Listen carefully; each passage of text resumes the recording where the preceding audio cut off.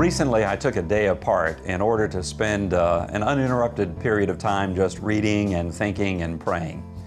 I found the perfect place for my day of solitude by the side of a river about an hour north of Atlanta. We had kayaked down that river a couple months ago, so I had the spot in mind. When I got there, I left my cell phone in my car, and armed only with a folding chair, a bottle of water, some fruit, a protein bar, my Bible, a devotional book by E. Stanley Jones, a notebook, and then a book I'd been wanting to read on the subject of retirement, I headed for the bank of the river.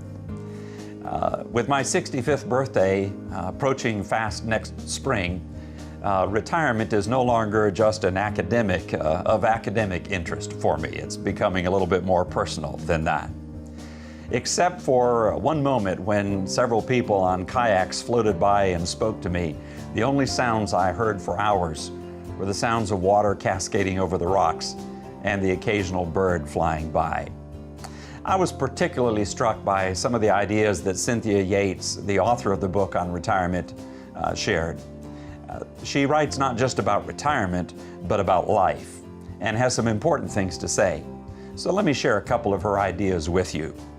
Picking up on the title of her book, which is Living Well in Retirement, she writes, "To live well in or through any life passage means one single thing: to live according to God's purpose for your life." She goes on to say that living according to God's purposes is all about getting lost. Listen to how she describes losing yourself to God and His will for your life. Christians talk about dying to self for good cause. If we die to self, she writes, we get out of the way and let God the Holy Spirit have His way with us. I don't know about you, she says, but if God is real, and I believe He is, I'd much rather have Him guiding my actions than muddle through on my own. And so would you if you're honest. She continues, you and I both know how often we've gotten our rudders stuck in the mud banks of our latest fiascos. No, I'd rather lose myself to a holy God who has a purpose for my life. A few sentences later, she asks, how can any of us at any age ever retire from God's purpose for our life? She answers her own question by stating that while things like raising kids and pursuing our job or our career are only for a season, a person's life mission isn't over until he or she dies. And then she wraps it up with these powerful words. I'm not sure, she says, that we can ever take a vacation from vocation.